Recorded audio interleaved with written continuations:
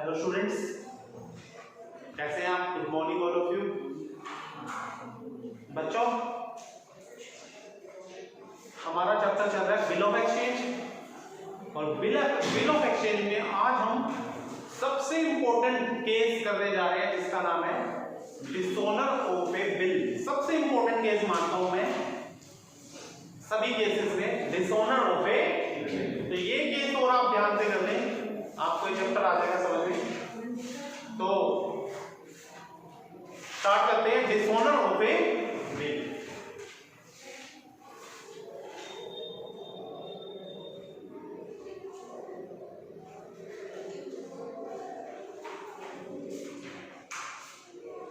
Dishonour of A bill, बच्चों पूरी कहानी ध्यान से सुनेंगे। दो पार्टी है, एक ए और दूसरी पार्टी का नाम है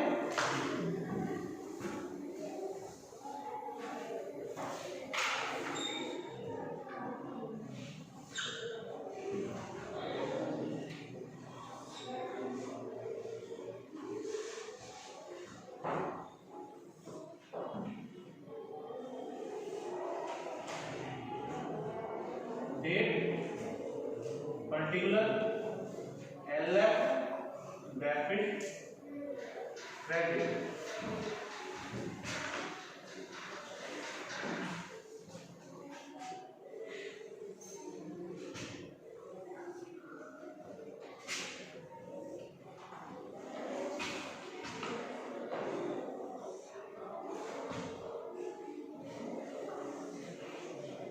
date, particular, LF, debit, credit.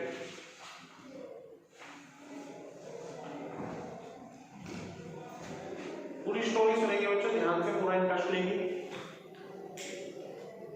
ए ने बी को गुड्स बेचा 16 फरवरी को। कब बेचा? 16 फरवरी। आज है 16 फरवरी। क्या लिखेंगे? ए ने बेचा तो ये बेचने की एंट्री करेगा, उधार बेचा तो क्या एंट्री होगी? B debit to sales account 60,000 का।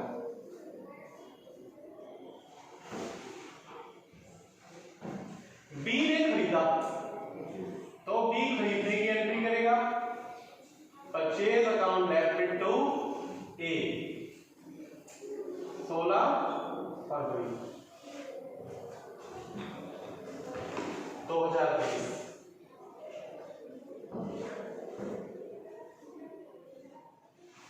ठीक है बच्चों, 60,000।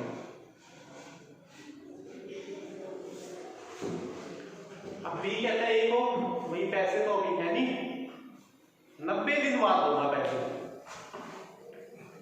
कब दूंगा? 90 दिन। 3 महीने नहीं बोला इस क्वेश्चन में, कितना बोला? 90 डेज। 90 डेज बाद आपको पेमेंट मिलेगी, और मैं आपको 90 डेज का प्रोमिसरी नोट लिख के दे रहा हूं, और आप प्रोमिसरी नोट जाके बैंक दे देना वो, और मेरे अकाउंट से पैसे ट्रांसफर होके फिर आपके अकाउंट में ट्रांसफर हो जाएंगे। समझ में आ गई आपको बात? ठीक है, ऐसा ही होता है। तो यहां नरेशन लिख देंगे। 90 डेज का जो बीआर लिखा गया, इसके लिए तो बीआर है 16 फरवरी 2030।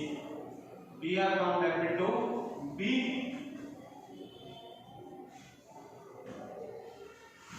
ठीक है। यहां क्या लिखोगे? A debit to D, 60,000।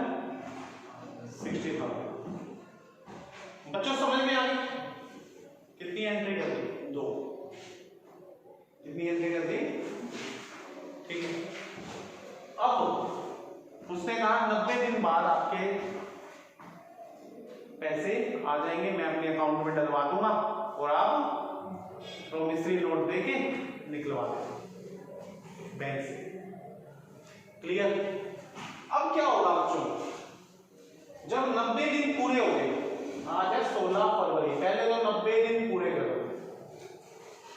आज है 16 फरवरी, मैंने आपको डेज कैलकुलेट करने सिखाए थे, ठीक है।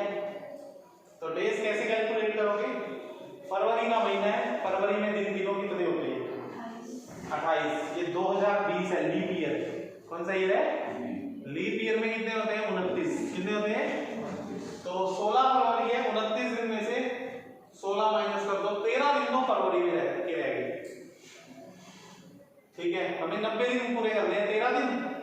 मार्च में कितने होते हैं 31, अप्रैल में कितने होते हैं 30, पहले एक बार इसको जोड़ लो, कितने बन गए 74 डेज बन गए, कितने बन गए, और 30 अप्रैल का महीना खत्म हो गया।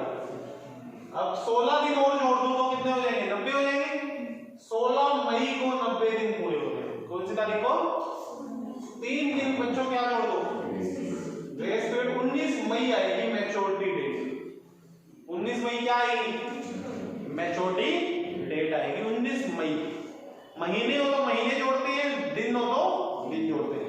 तो बच्चों 19 मई को क्या हुआ,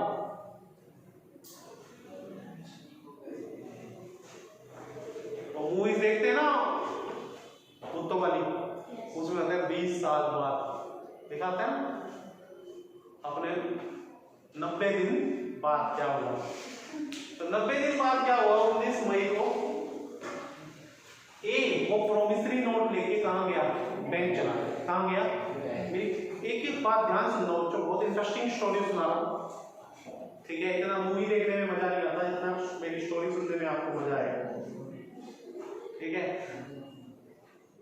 ये बैंक जा रहा है, पहुंच गया बैंक प्रोमिसरी नोट लेके, क्योंकि आज क्या तारीख है 19 मई, चला गया बैंक में जाके बैंक मैनेजर से, जो भी वहां एम्प्लॉय बैठे हैं उनसे मिलते हैं, उनको वो प्रोमिसरी नोट देते हैं, ठीक है। उनको कहते हैं ये प्रोमिसरी नोट है, इस बंदे के अकाउंट से बी के अकाउंट से मेरे अकाउंट में पैसे क्या कर दो, ट्रांसफर कर दो 60,000। एम्प्लॉय को प्रोमिसरी नोट ले लेता है उससे, बैंक का जो एम्प्लॉय है, और देख के कंप्यूटर में देखता है, चेक करता है बी के अकाउंट में तो पैसे है ही नहीं, 90,000 है ही नहीं, 60,000 है ही।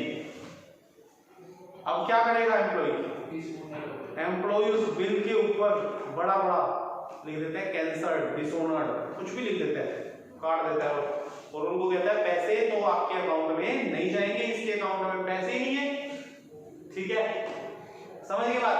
और बिल भी क्या कर दिया उसने, डिसऑनर कर दिया, क्या कर दिया डिसऑनर। अभी यहां तक कहानी सुनिए, यहां तक एंट्री कर लो, फिर आगे की कहानी सुनाता हूं क्या हुआ। तो डिसऑनर की एंट्री क्या होती है, जो बीआर और बीपी लेने देने की एंट्री हुई थी उस एंट्री को रिवर्स कर दो, बिल्कुल सिंपल, उस एंट्री को क्या कर दो उल्टा कर दो, B debit to BR 60,000, BP debit to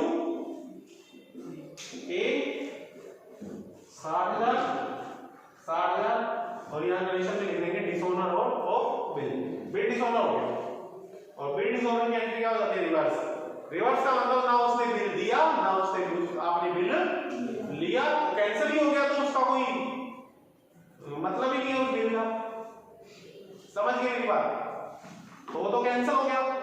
पर अभी कहानी खत्म नहीं हुई, अभी कहानी खत्म नहीं हुई बच्चों। जब बैंक में जो एम्प्लॉय बैठा है वो बिल को क्या कर देगा, डिसऑनर कर देगा। अब वो डिसऑनर्ड बिल ए को वापस नहीं देता, अपने पास रख देता है, और वो बिल अब कोर्ट में जाएगा, कचहरी में, कहा जाएगा कोर्ट में, और उस बिल को छुड़वाने जाना पड़ेगा।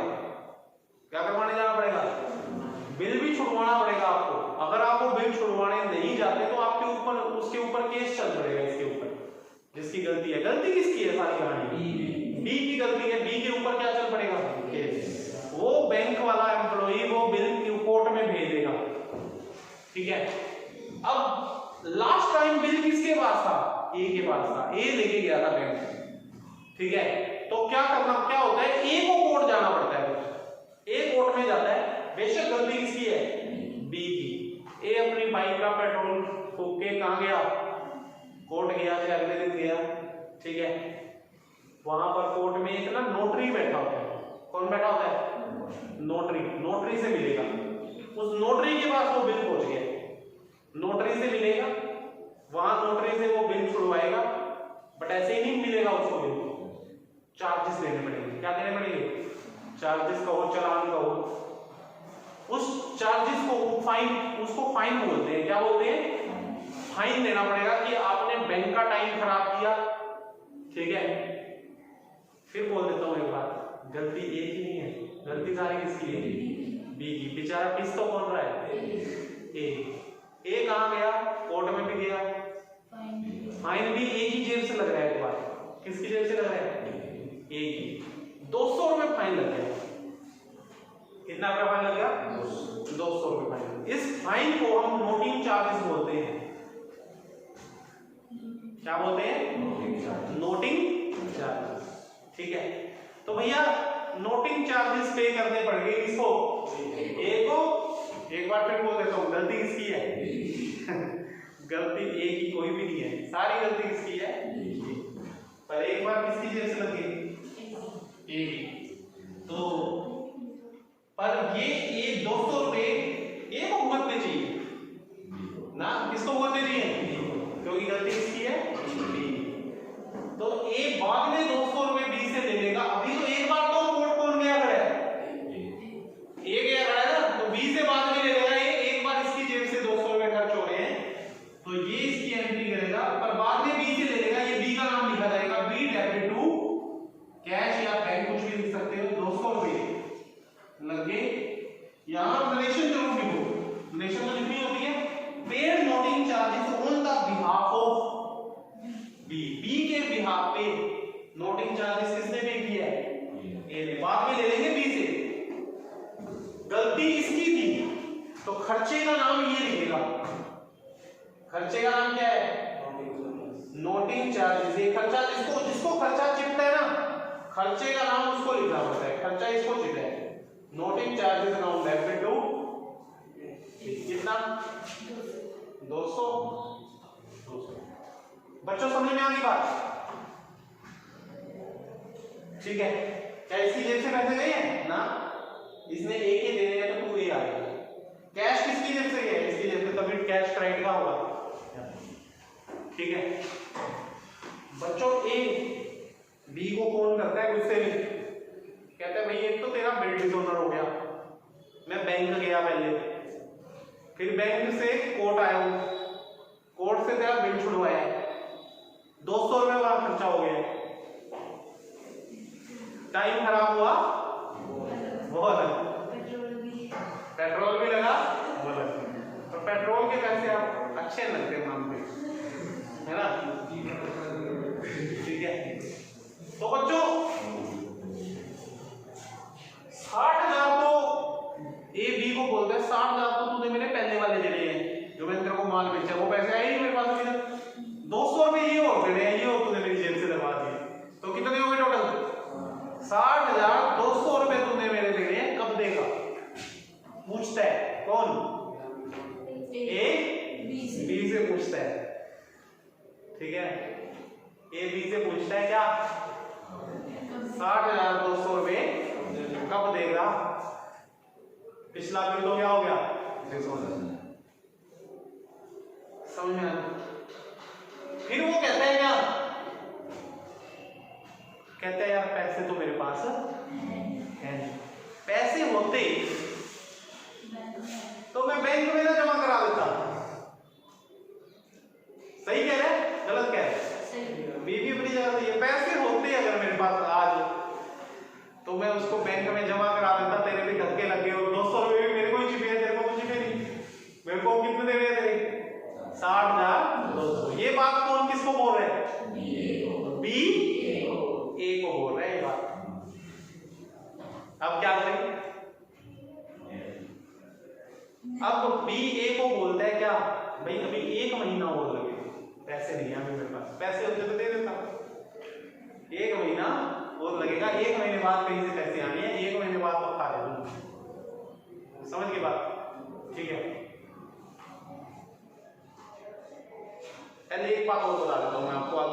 सुनाने से पहले एक बात और सुन लो आप मेरी। क्या? जब बी को पता था मेरे पास पैसे नहीं है, तुमने पूछनी चाहिए थी ये बात, डाउट लेना था तुमने, पर किसी ने पूछा ही नहीं। कहानी तो सुने जा रहे हो बहुत ऐसे इंटरेस्ट लेके, पर एक डाउट लेना चाहिए था, आपने लिया नहीं। मैं बोल देता हूँ, मैं ही ले लेता हूँ डाउट, तुमने तो लिया नहीं, मैं ही कहूँगा। जब बच्चा डाउट नहीं लेता तो टीचर सोचता है यार मैं ही बोल दूं। बी को पता नहीं था मेरे खाते में पैसे नहीं है। अरे पता था या नहीं पता था? पता था ना। बी ए को पहले फोन नहीं कर सकता था, भाई मेरे खाते में पैसे नहीं है, बैंक मत जाइए, कभी पहुंच जाएगा। बैंक जाएगा तो वो बैंक वाले तो क्या करेंगे, बिल को काट के कहां भेजेंगे, कोर्ट में भेज देंगे, मेरे को 200 रुपए नोटिस चार्जेस छिप जाएंगे। बी को पता नहीं था ये बात, पता थी? बी को तो पता है कि मेरे खाते में पैसे जमा नहीं कराए, तो बी भूल गया। भूल क्या गया, या कोई भी बात हुई नहीं उसको फोन कर पाया। अगर बी पहले ही कॉल कर देता कि भैया बैंक मत जाना, रिक्वेस्ट कर रहा हूं 1 महीने का टाइम और दे दो, वो बी आर मेरा मेरे को वापस दे दो, 1 महीने का टाइम और दे दो। समझ में आ गई? ठीक है, तो सुनो, अगर ऐसा कर देता भी तो इसको बोलते कैंसिलेशन ऑफ बिल। क्या बोलते? डिसऑनर ऑफ बिल नहीं बोलते फिर इसको। और जब कैंसिलेशन ऑफ बिल होता है, एंट्री ये वाली जो सेम होती है डिसऑनर वाली, बट लोडिंग चार्जेस का खर्चा बच जाता, ये एंट्री करने की जरूरत ना पड़ती। तो 2 टॉपिक हो गए, डिसऑनर ऑफ बिल नहीं, डिसऑनर ऑफ बिल भी आपको समझ में आ गया और कैंसिलेशन ऑफ बिल भी समझ में आ गया। अब आगे कहानी कंटिन्यू करता हूं। कहानी चल रही थी, कहां तक पहुंच गया था मैं? डी ए को कहता है क्या, 1 महीना और लगेगा पैसे देने में। अब एक बात बताओ, क्या ए बी को और टाइम देना चाहिए? देना चाहिए? क्या करे, पैसे तो उसके पास है नहीं। ए बी को और टाइम कैसे देगा? कहेगा 1 महीने का क्या लगेगा, इंटरेस्ट लगेगा। ऐसे थोड़ी, 1 महीने का क्या लगेगा, इंटरेस्ट। तो क्या करेंगे बच्चों, आज है 19 मई, 19 मई को इंटरेस्ट की ओर एंट्री करेंगे। इंटरेस्ट के पैसे उससे पूछ लिया, अभी देगा या बाद में महीने बाद इकट्ठे ही देगा? कहता इकट्ठे ही दे देगा। क्या बोलता है? तो इंटरेस्ट की उधार कर रहे हैं, तो 1 महीने का इंटरेस्ट बन गया बच्चों कितने में, 60,200 रुपए हो गए टोटल। 60,000 नहीं हो, कितने हो गए, 60,000। 1 महीने का इंटरेस्ट रेट लिखा होगा क्वेश्चन में, मान लो 12% इंटरेस्ट रेट, तो 12/100 कर दो, 602 रुपए क्या हो गया, इंटरेस्ट हो गया। ये इंटरेस्ट को क्या करेगा, लेगा ये, इसके लिए खर्चा इंटरेस्ट क्या लिखेगा ये, तो इसके लिए इनकम है, बी डेबिट टू इंटरेस्ट कितना, 602, और यहां इसके लिए खर्चा इंटरेस्ट, इंटरेस्ट नाम डेबिट टू ए, उधार है तो नाम ही आएंगे 600। बच्चों समझ में आ गई? अब 1 महीने का हमने उसको क्या कहा, एक और नया बिल लिख के दे और विद इंटरेस्ट लिख के दियो, इंटरेस्ट के पैसे भी जोड़ दियो, कितने रुपए, 602 रुपए। किसने किसको कहा, ए ने बी को। जब हम नया बिल लिखवा रहे हैं, ये एक और टॉपिक हो गया आपका, इसको बोलते हैं रिन्यूअल ऑफ बिल। क्या बोलते हैं, रिन्यूअल ऑफ बिल। तो डिसऑनर के साथ मैंने आपको रिन्यूअल ऑफ ए बिल भी करा दिया। रिन्यूअल की एंट्री वही होगी क्या, 19 मई को ही same, BR account debit to A.